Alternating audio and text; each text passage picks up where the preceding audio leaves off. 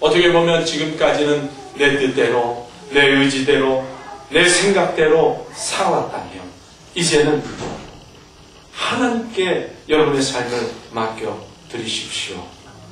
하나님은 분명 우리의 삶을 내가 계획하고 내가 생각하고 내가 이끌어가는 것보다 훨씬 좋은, 훨씬 풍성한 그러한 삶을 우리에게 허락하여 주실 것입니다. 그래서 믿음을 가지고 살아가는 삶의 사람은 소망이 있는 거예요. 믿음을 가지고 살아가는 사람은 기쁨이 있고요, 만족감이 있는 거예요. 신앙은요, 미래를, 내일을 바라보고 살아가는 생활입니다. 그래서 장차 주어질 하나님의 영광과 은혜를 생각하며 살아가는 삶이 바로 신앙의 삶이죠. 그래서 하나님은 미래를 바라보고 사는 사람에게 하나님의 놀라운 은혜와 또한 축복과 감사의 조건들을 이루어 주신다는 것입니다. 어느 한 주장이 임종을 맡게 되었어요. 죽을 때가 되었어요. 그래서 후계자를 세우려고 후계자 3명을 불렀습니다. 그래서 부르고 나서 뭐라고 얘기했냐면, 야, 너희들 산 넘어가서 선물을 한 가지씩 가져와라. 나에게 선물이 될 것을 한 가지씩 가져와라. 그래서 이 젊은들이 눈 높인 산을 넘어가서 한 사람은 양지 바른 곳에 핀 꽃 한 송이를 가지고 왔고요. 한 사람은 푸른 풀포기 한 포기를 가져왔고요. 또 한 사람은 빈손으로 돌아왔습니다. 저마다 가져온 선물을 이 추장에게 주었습니다. 그랬더니 빈손을 들고 온 청년이 그 선물을 대신하여 의미 있는 보고를 드립니다. 그러니까 저는 저 산 너머에 가서 꽃도 보았고 풀도 보았습니다. 그런데 그것보다 더 좋은 것을 보았습니다. 산 너머에는 넓은 들이 있었습니다. 넓은 강이 있었습니다.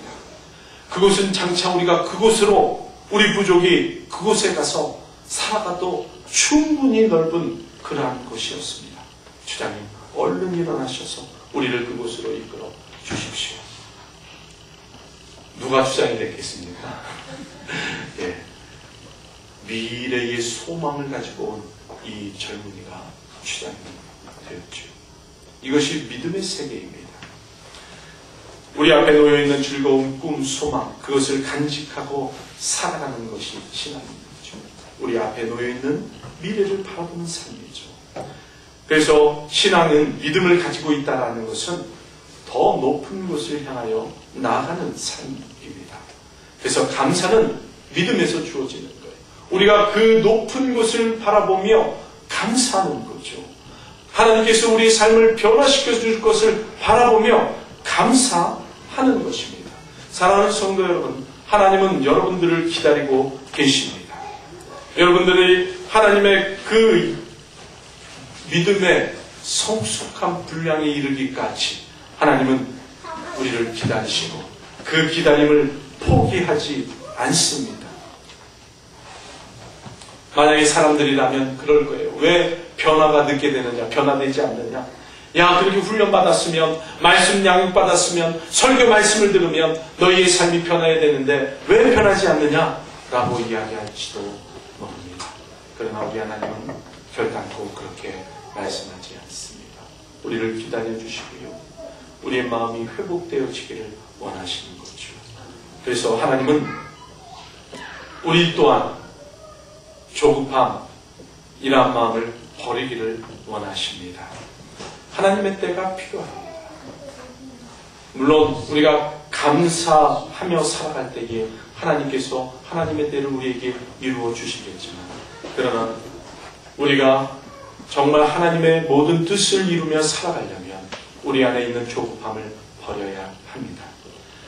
하나님은요, 아브라함의 약속을 이루시기 위해 25년이라는 시간을 아브라함에게 기다리게 만드셨고요, 야곱에게는 21년의 시간을 기다리게 만드셨고요, 모세에게는 40년의 시간을 훈련시켰다는 거예요.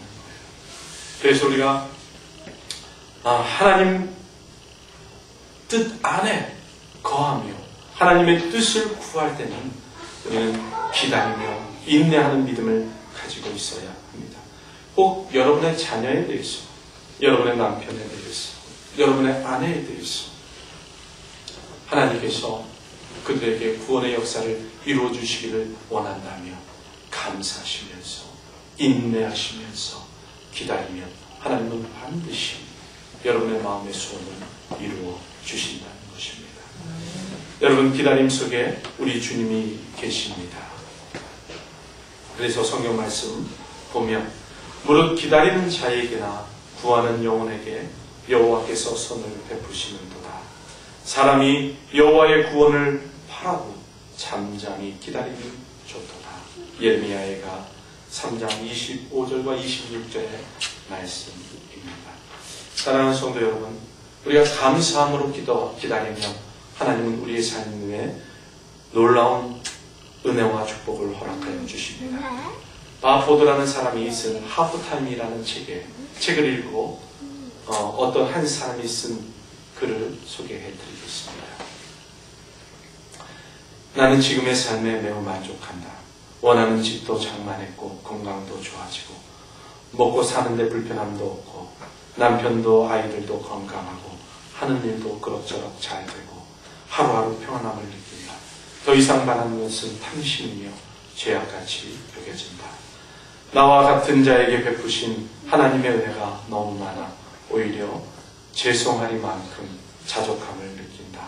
겉으로 보기에는 아주 좋다.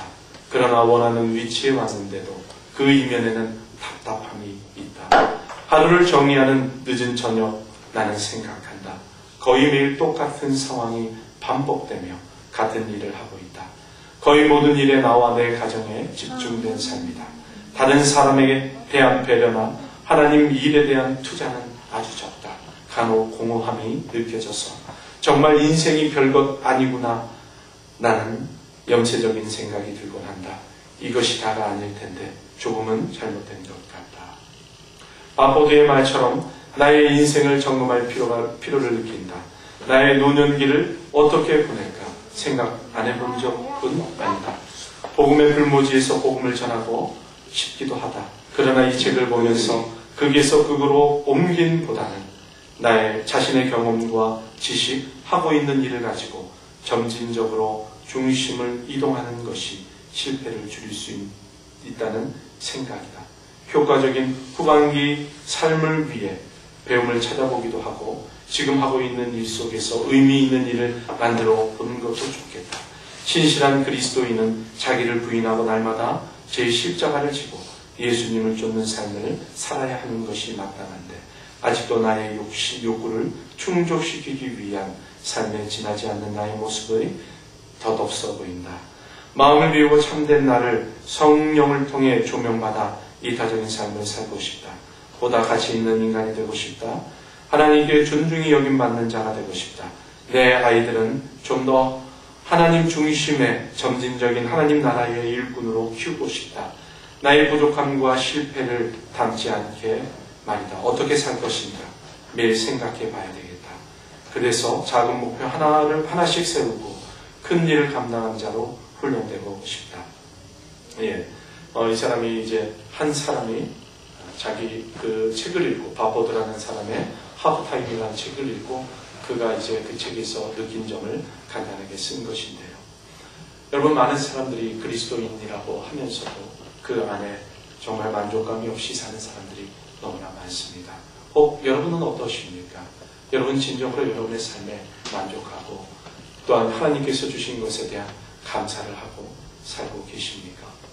여러분들이 감사하신다면 그 감사는 믿음의 열매로서 분명 여러분의 삶에 뿌리내려 또한 여러분의 삶을 풍성하게 만들어 주실 것입니다.